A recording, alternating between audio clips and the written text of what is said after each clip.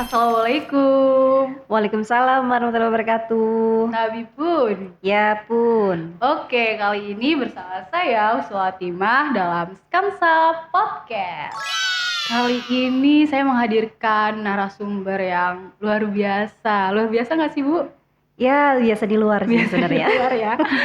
Dengan beliau adalah guru BK SMK Negeri 1 Metro. Dengan coba deh Bu, kenalan dulu Bu, dengan Ibu siapa nih? Nama saya Wiwin Arianti dan biasanya diakrab dipanggil dengan Bu Wiwin. Bu Wiwin, guru BK. Sebelum kita ngobrol lebih jauh, guru BK. Sebenarnya mungkin sobat-sobat Skansa udah akrab ya dengan guru BK, tapi kayaknya banyak yang belum tahu sih Bu, makna atau apa sih Bu sebenarnya guru BK? BK itu sendiri lah. BK itu sendiri ya. BK itu adalah bimbingan dan konseling ya. Di sini perlu kita ketahui dalam bimbingan itu ada kata dan ya, antara bimbingan konseling tadi itu bimbingan dan konseling. Jadi bukan bimbingan konseling ya. Jadi kenapa dibedakan? Karena di sini ada makna yang berbeda. Kalau bimbingan itu kan kita membimbing, mengarahkan, terus ajakan mungkin ya. Nah, kalau yang konseling ini mungkin lebih pada layanan lebih spesifik. Kita melakukan konseling face to face ya, satu orang ya mungkin ya. Jadi di situ kita sampai pada ke suatu bukan mengajak apa ya, membantu siswa itu bagaimana dia itu menjadi mandiri, dalam artian mandirinya itu ketika punya masalah bisa memutuskan permasalahannya sendiri begitu. Jadi ternyata beda ya teman-teman, bimbingan dan konseling. Selama ini mungkin sobat-sobat Skansa atau teman-teman yang lain tuh ngiranya bimbingan konseling tuh sama gitu ya Bu ya. Ternyata beda pemaknaannya. Bimbingan dan konseling, bimbingan itu lebih umum dan konseling itu lebih ke spesifik ke pribadi kita. Iya betul. Oh gitu ternyata ya. Ini suatu pengetahuan yang baru sih mungkin buat sobat Skansa kan ya Bu ya. Ternyata BK itu ada maknanya gitu. Lalu Bu, di BK terkait dengan BK sebenarnya peran penting sih Bu. Ini lebih ke peran penting ataupun mungkin fungsi ya Bu ya. Tentang BK itu sendiri deh Bu. Fungsi dari BK itu ada 10 ya. Salah satunya itu adalah pemahaman. Jadi kita membantu siswa bagaimana siswa itu bisa memahami dirinya sendiri. Nah, ketika siswa itu sudah mampu memahami dirinya sendiri, kedua yang dia lakukan adalah bisa memahami orang lain. Nah, ketika sudah paham dirinya, paham orang lain, akan mudah dia untuk berinteraksi dengan orang lain, berinteraksi sosial seperti itu. Berikutnya adalah fungsi pencegahan. Nah, di mana di sini kan biasanya kalau BK tuh taunya itu punya masalah ya, kalau orang ke BK punya masalah gitu. Nah, bagaimana dengan fungsi pencegahan ini kita lakukan upaya supaya permasalahan-permasalahan itu minim terjadi, supaya tidak terjadi pada diri siswa kita. Gitu. Itu beberapa fungsi BK itu sendiri ya. Lalu Bu, peran BK, peran penting dan ataupun fungsi BK itu sendiri sih Bu, kira-kira apa ya Bu ya? Fungsinya itu banyak ya gitu. Salah satunya itu adalah pemahaman. Jadi kita membantu siswa bagaimana dia memahami diri mereka sendiri. Nah, bagaimana karakter dia, kelebihannya, kekurangannya, kondisi dia, supaya dia bisa menerima dulu nih. Kalau sudah menerima, kita juga bantu mereka untuk memahami orang lain. Nah, ketika sudah bisa memahami orang lain, ya nanti arahannya adalah mereka itu bisa berinteraksi baik dengan sosialnya, dengan lingkungannya, seperti itu. Kemudian ada pula juga fungsi pencegahan ya, kita membantu bagaimana siswa itu meminimalisir adanya permasalahan-permasalahan pribadinya, permasalahan sosialnya ya. Pokoknya permasalahan yang ada pada diri dia lah ya gitu. Terus berikutnya itu fungsi kuratif, yaitu menanggulangi atau menyelesaikan masalahnya begitu. Membantu Kita ya, di sini fungsinya membantu ya, bukan kita yang menyelesaikan, tapi Balik lagi tadi ya Bu ya, membantu. lebih ditekankan pada membantu atau melayani seperti itu. Jadi ternyata ada beberapa fungsi dan peran ya BK itu sendiri teman-teman. Mungkin nggak semuanya, tapi itu yang mungkin yang terlihat apa ya Bu? Ya lebih sering kita dengar, lakukan lebih sering juga kita gitu. jumpai lah ya gitu. Itu ada 3 dari fungsinya, fungsi pemahaman, pencegahan, dan kuratif atau tadi penanganan masalah ya, Bu ya. tadi. Menarik ya Bu ya sebenarnya BK ini. Kalau dikulik gitu. Kalau kan. dikulik ya. Kalau orang-orang tahu gitu kan. Terus terkait itu juga pasti ada layanan sih Bu ya dalam BK. Ya, tadi saya katakan bahwa kita di sini membantu, kemudian melayani ya. Kita itu pelayan siswa gitu. Jadi apa saja sih yang layanan ada di BK? Yang kita kenal di sini itu ada 4 bidang ya Mbak ya. Pertama itu bidang pribadi, layanan bidang sosial, layanan bidang belajar, dan layanan bidang karir. Dan layanan ini pun ada bentuknya, misalnya layanan secara individu dan kelompok. Ini masih dibagi lagi nih. Jadi ada pembagian lagi. Ada pembagian lagi, layanan individu sama kelompok. Kalau individu ya seperti tadi dikatakan konseling tadi Mbak. Jadi kita face to face gitu.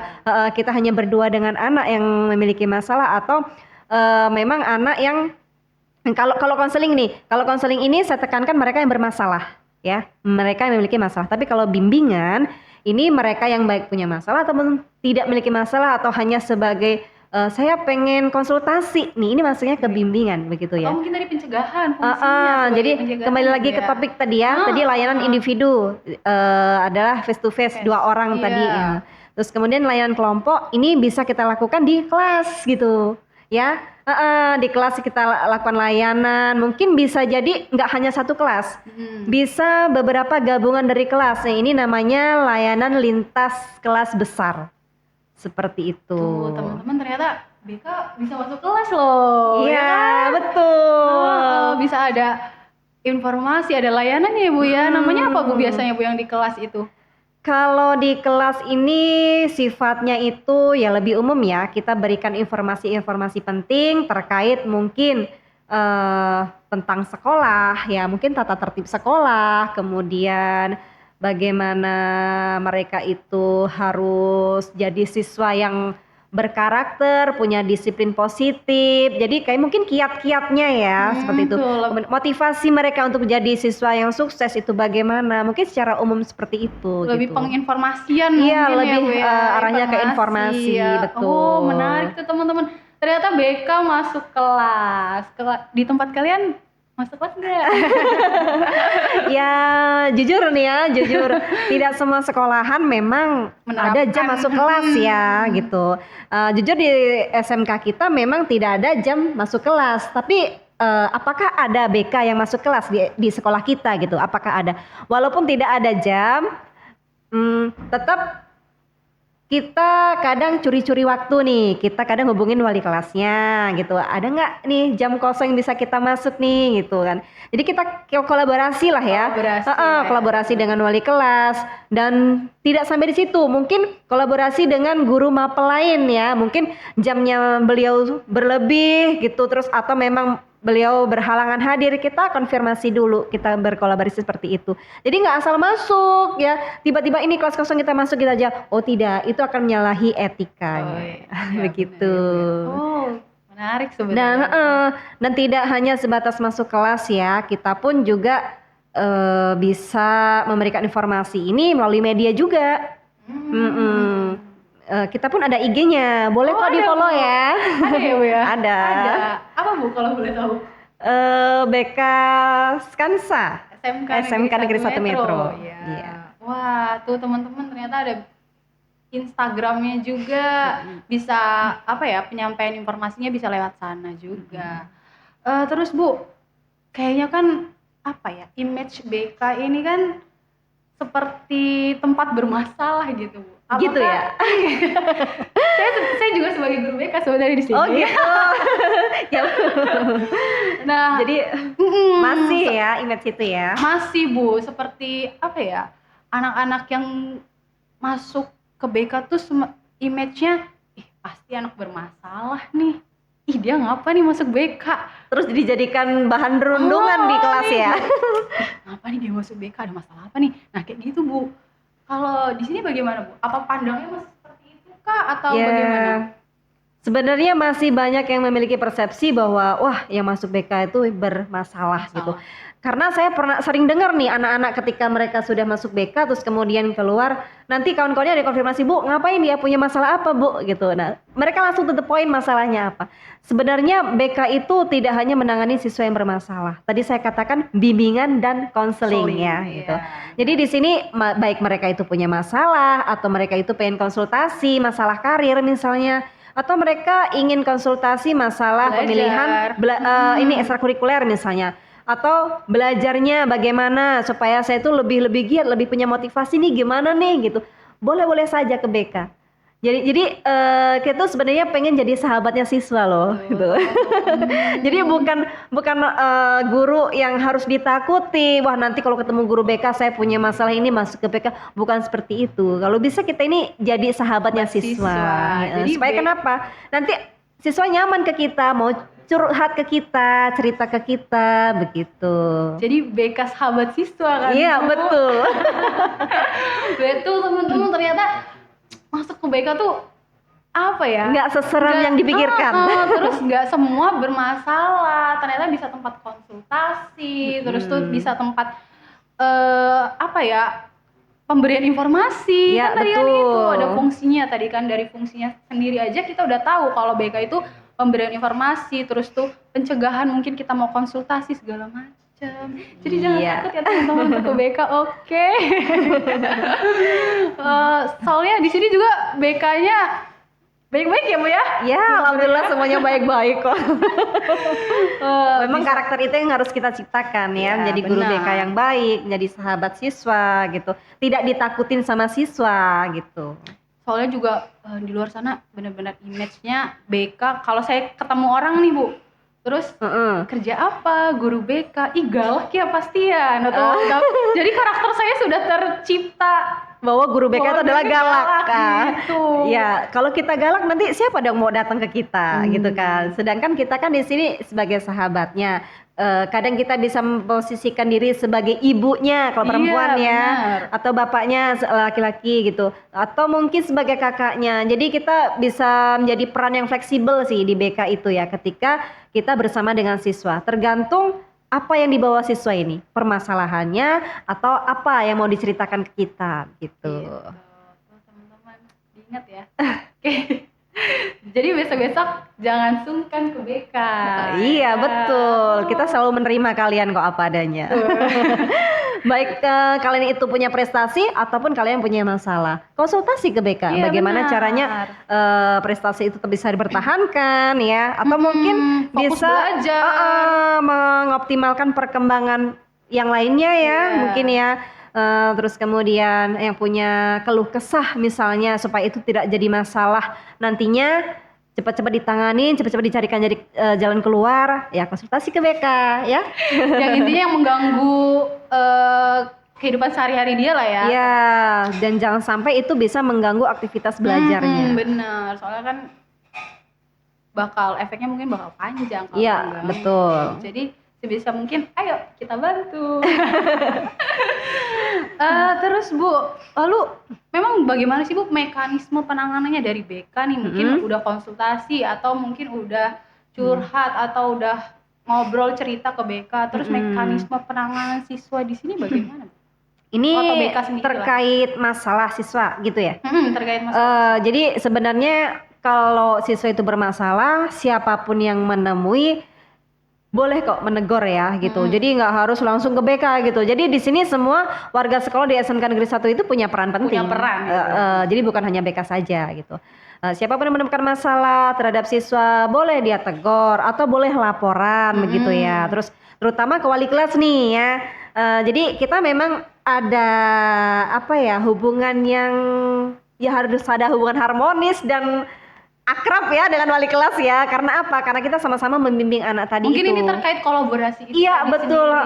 Jadi kita harus bisa berkolaborasi dengan wali kelas gitu dalam penanganan siswa. Karena bagaimanapun kondisi siswa ya, ketika datang ke kita ya wali kelas pun harus tahu apa yang terjadi dengan anak ini gitu. Terus bagaimana perkembangannya selanjutnya. terus mau bagaimana gitu wali kelas Namanya pun harus wali. tahu. Iya, Berarti dia heeh. di sini sebagai orang tuanya. Betul. Dan kemudian ketika ada masalah dengan guru lain nih gitu, ya BK memang punya peran penting sama wali kelas ya tadi ya. Kita membantu dalam penyelesaian masalah. Nah, tetap guru yang bersangkutan misalnya punya masalah dengan siswa ya tetap harus dihadirkan. Jadi semuanya nanti bisa satu suara, satu pemahaman. Jadi enak ya Bu ya begitu. komunikasinya, terus Iya, untuk penyelesaian akhirnya pun nanti bakal lebih mudah Iya, karena betul. kolaborasi itu sendiri diciptakan. Terus kita pun tidak menutup kemungkinan kita sering berkomunikasi dengan orang tua. Oh Ini salah iya, satu kolaborasi kita iya, juga iya, ya dengan iya. orang tua gitu. Jadi orang tua itu sebagai mitra kita juga gitu. Karena di sini kita sebagai orang tua kedua nih ya gitu ya, menggantikan orang tua di rumah. Ini hanya selama di sekolah gitu. Tapi pada kenyataannya kadang ya dalam waktu di luar jam sekolah kita pun harus tetap siap melayani siswa ketika kita memang masih mampu ya gitu. Ketika siswa itu ada yang WA atau chat ya atau telepon menanyakan sesuatu ya atau mau konsultasi kita pun juga harus tetap siap gitu. Seperti itu. Ternyata BK itu nggak berdiri sendiri juga ya Bu ya. Iya nggak bisa Ternyata Mbak. nggak bisa ya Nggak Bu bisa ya. kita berdiri sendiri, kita nggak ada power. Nggak Kita ada. butuh orang Jadi lain. emang butuh kolaborasi itu Iya, sendiri, betul. benar-benar dengan wali kelas, terus tuh dengan guru orang mata tua. pelajaran dan Orang tua. Karena bagaimanapun mereka ya tetap punya orang tua di rumah dan mungkin perilaku di sini atau perilaku di sekolah dan di rumah berbeda, makanya kita mengkomunikasikan itu dengan orang tua. Kadang kan ada orang tua yang tidak tahu bagaimana kebiasaan anak ya di sekolah itu bagaimana, di rumahnya bagaimana. Ternyata beda banget. Nah di sini kenapa terjadi suatu permasalahan, misalnya contoh kecilnya aja terlambat gitu. Bagaimana kok bisa ini anak terlambat? Jadi di sini bukan kamu berterlambat, terus kemudian abis itu kamu terlambat kasih hukuman, itu enggak itu. Jadi di sini pun kita pun memberi hukuman yang mendidik ya gitu. Jadi kenapa kok bisa terlambat? Alasannya kenapa? Tidurnya jam berapa? Aktivitas di rumah itu apa saja yang dilakukan sebelum tidur? Dan bangun tidurnya tuh jam berapa? Ngapain aja? Sampai sedetil itu kita kalau melakukan konseling ya gitu. Jadi akarnya dulu nih kita kulik-kulik dulu. Setelah akarnya nanti baru kita ranah ke penyadaran siswa itu sendiri ya, bahwa ini masalah loh nak. Walaupun terlambat itu ini adalah suatu masalah. Ini akan mengganggu aktivitas belajarmu di sekolah nantinya begitu. Dan ini akan berurusan panjang, nanti belum ketemu guru yang lainnya. Wah, ketinggalan pelajaran, ketinggalan tugas. Nah, nanti panjang kan. Jadi, nah setelah itu titik poinnya adalah kembali ke siswa lagi. Nah, ketika mereka sudah sadar, nih bagaimana nih saya caranya supaya nggak terlambat lagi. Ayo, kamu punya rencana, kamu harus punya aksi. Nah, itu siswa yang menyusun sendiri. Direncanakan setelah dia tahu permasalahannya di mana, jadi baru habis itu direncanakan. Iya, itu siswa sendiri yang merencanakan, kita mendampingi. Tetap senternya tetap siswa. Gitu. Betul. Oh, ternyata itu ya Bu ya salah satunya ya kan.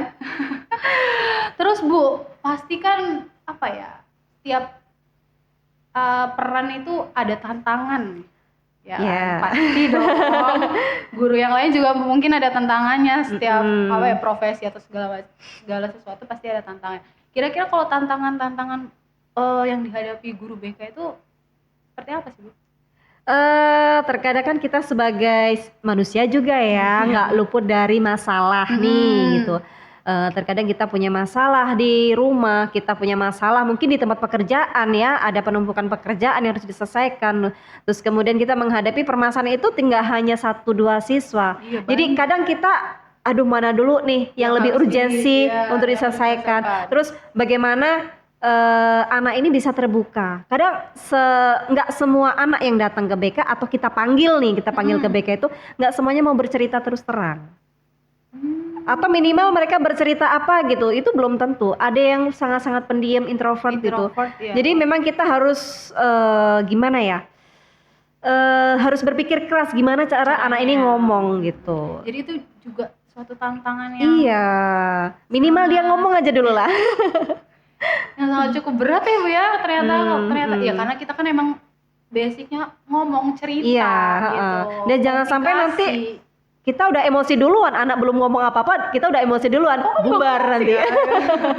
Bubar nggak Harus jadi. tahan emosi kita.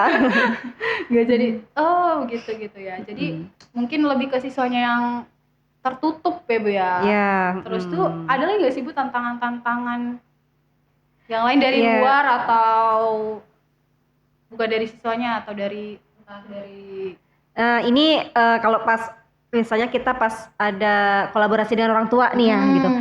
Nggak semua orang tua itu bisa memahami kondisi anaknya sendiri dan nggak semuanya itu tahu ya gitu. Jadi ada yang nggak terima dengan kenapa anak saya seperti ini, bahkan ketika kita ini hanya sifatnya kita menginformasikan bahwa anak ibu misalnya atau anak bapak telah melakukan perilaku seperti ini ya, mungkin ini dalam konotasinya negatif ya, atau mungkin terlambat upacara atau datangnya terlambat atau melompat pagar misal ini ya gitu.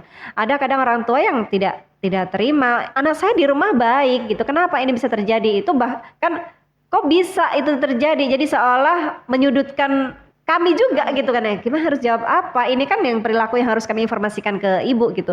Dan sasarannya sebenarnya kami ingin duduk bareng, berkomunikasi bareng bagaimana untuk menyelesaikan masalah ini. Jadi kita sama-sama berperan lah gitu ya. Nanti anak yang memiliki rencana aksi untuk memiliki perilaku yang positif, nah kita sebagai orang tua nih, kami di sekolah, orang tua di rumah sama-sama saling membantu begitu. Jadi selain dari siswa ya komunikasi sama orang tua yang tantangan dari BK ya Bu ya. Wow, menarik sekali sebenarnya tantangan-tantangan dari BK ini sendiri. Oke, terus tuh Bu, ada nggak pesan-pesan nih buat sobat Kansa? Ya ini udah mau berakhir sih dari tantangan itu. Kira-kira ada pesan-pesan nggak dari BK sendiri lah untuk sobat Kansa? Ya ada dong. Ada ya Bu? Silakan Bu. Pesannya nggak usah dalam-dalam ya gitu ya.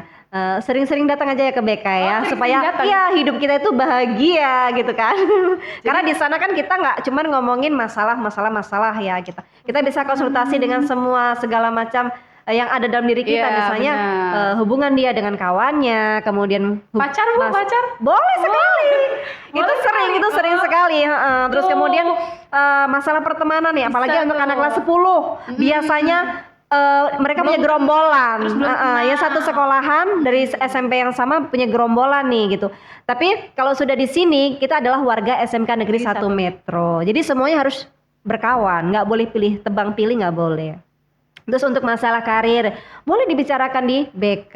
Jadi nggak menutup, oh saya punya masalah harus ke BK. Waduh saya punya masalah berarti nanti saya takut dong ketemu guru BK. Nggak seperti itu ya. Karena di sini kita ada guru BK sebagai sahabat siswa. Tuh teman-teman, kalau ada temennya yang masuk BK jangan Apa ya kalau bahasanya ya jangan dijudge negatif ya. Punya masalah apa, jangan. Jadi orang akan segan, semakin segan kan gitu. Ternyata BK itu ya itu ada apa namanya jargon kita, BK sahabat siswa. Oke Bu Wiwin, kayaknya cukup ya Bu ya buat hari ini. Terima kasih banyak. Maaf kalau ada salah kata. Mungkin kita bisa balik lagi di sesi selanjutnya atau di episode selanjutnya bersama Bu Wiwin mengulik lebih dalam lagi ya Bu tentang BK. Mohon maaf bila ada kesalahan. Saya akhiri. Assalamualaikum warahmatullahi wabarakatuh. Waalaikumsalam warahmatullahi wabarakatuh. Dadah.